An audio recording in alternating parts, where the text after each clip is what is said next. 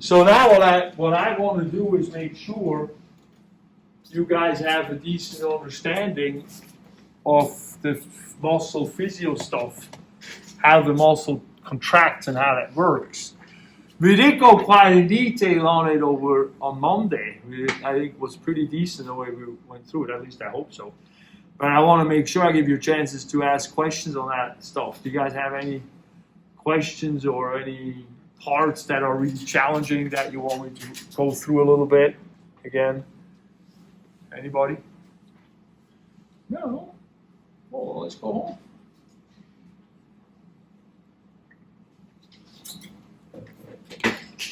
Well then, if not, then let me at least do one slide, which is where? This one. Because I want to make sure you guys get this slide that shows a whole muscle fiber and then the parts on the inside, but it also shows the step of how a muscle contracts. And so, have you guys worked through that chapter in the lectures yet? Anybody? Well, yeah.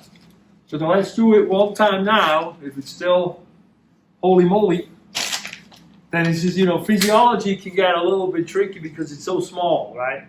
I'm not going to do a full lecture on that right now, but I want to go through it, that slide for the ones who've already worked on it, and then maybe next week we'll do it one more time, and you come with questions if you have questions, so you understand these concepts, okay? A lot of those physiology concepts, and there's not that many deep, complicated looking ones on the surface. A lot of them, if you actually start understanding them, they're not that complicated. It's just there's multiple steps to it, and then they put all these complicated words on top of it, and then it's like a mystery.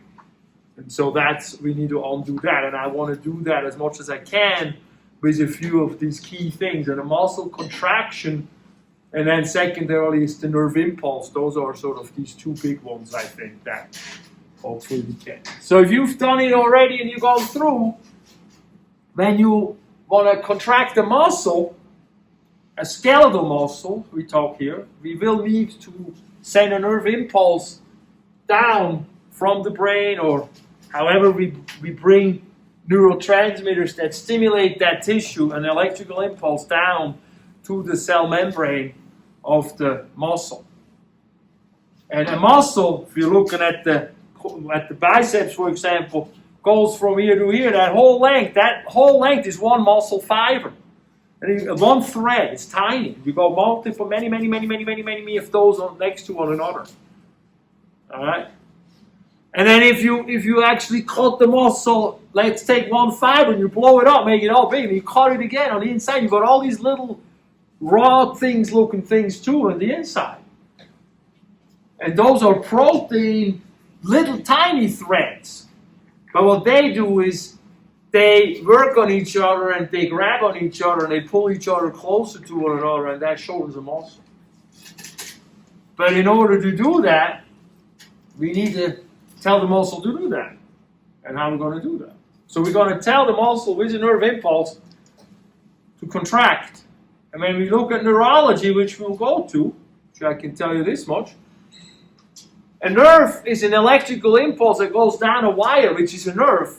And at the end of that wire, you release a chemical, a hormone. I mean, it is a hormone, but it's a neurotransmitter then. It's the same thing, actually. That's where hormone endocrinology goes very together with neurology.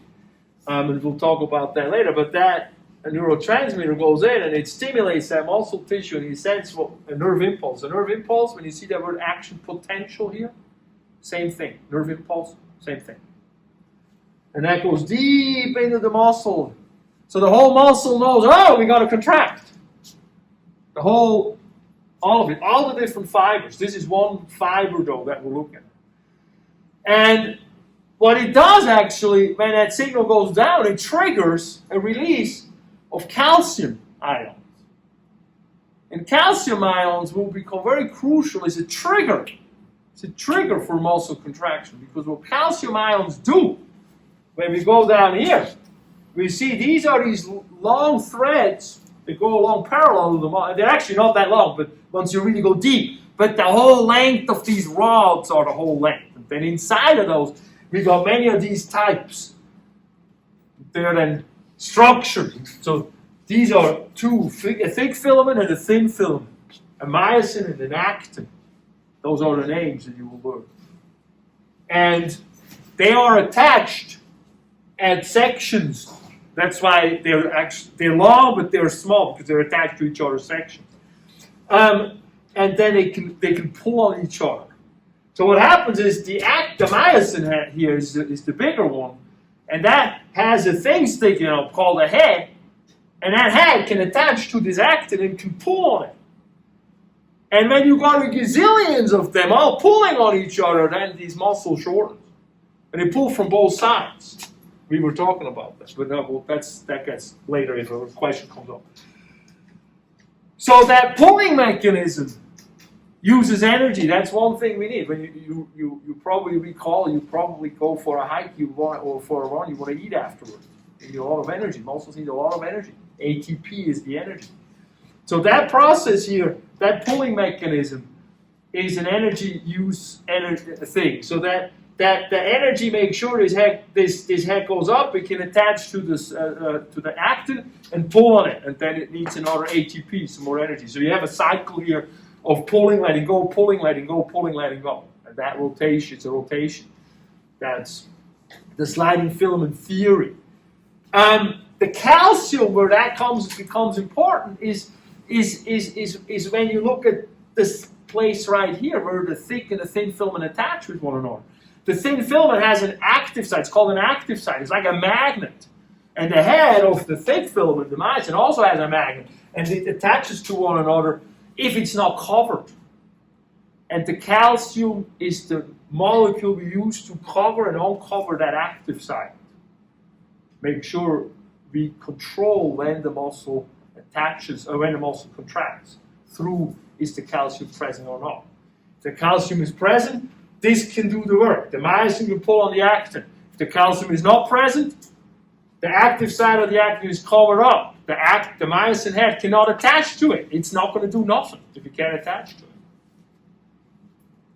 And then when the muscle stops, all the calcium gets sucked back up into this structure, which is going to be called the SR, sarcoplasmic reticulum. But those terms, you fill those in afterwards. So that's the overall picture. And what's cool about this situation is you have the ATP usage, the mechanism here is always ready to go. So it's already wrapped up to go. And all you need is one molecule that tells it to go. You don't just, like when a nerve comes down and the muscle needs to start, you don't just need to warm up the engine and say, like, hold up. We gotta first make sure all the heads go up. We need ATP, and then we need to attach them there. Okay, now we can go. Beep, beep. 3 hours later. No, it needs to be instant. And that's how the body can make instant happening. We're ready to go. So you separate the use of ATP. You have the ATP always in there. You cover it. You do a little thing that disrupts the function or not, but then you use that to execute. So the body has these mechanisms. That's one of those places where you see that. A lot of it's kind of like in the nerve impulse. You have it. The actual nerve impulse is a passive process that can go very fast. Remember in the cell chapter we talked about active process and passive process. Active process uses ATP, so that makes it slower. You need to do all the work until you can do something. Well, in a nerve, what you do is you use these ATP things and you put ions. These electrical things, these chemical things in different places, and when you want a nerve impulse, you just open doors and the electricity goes, the ions, which are charged molecules, can go right around and float around, and you have an electrical impulse created. So we'll revisit that there, but that's the same kind of concept where we establish an event that can be rapid with active processes, but then the event itself is almost like these almost passive door opening things that we like flips. Like light switches we can turn on. So the body is pretty cool about that. All right, so that's pretty okay. You guys getting the idea of this whole thing? So if you go through it again next week, come back. If you have questions, we'll solve them. If you think, I got it, we're cool, then don't worry about it. Well, I have a tendency to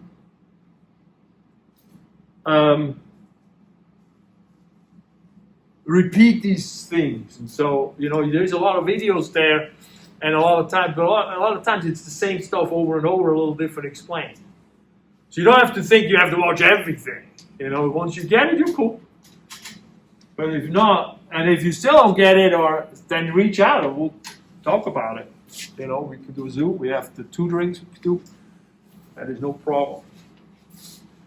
But we also don't need to make it harder than it is.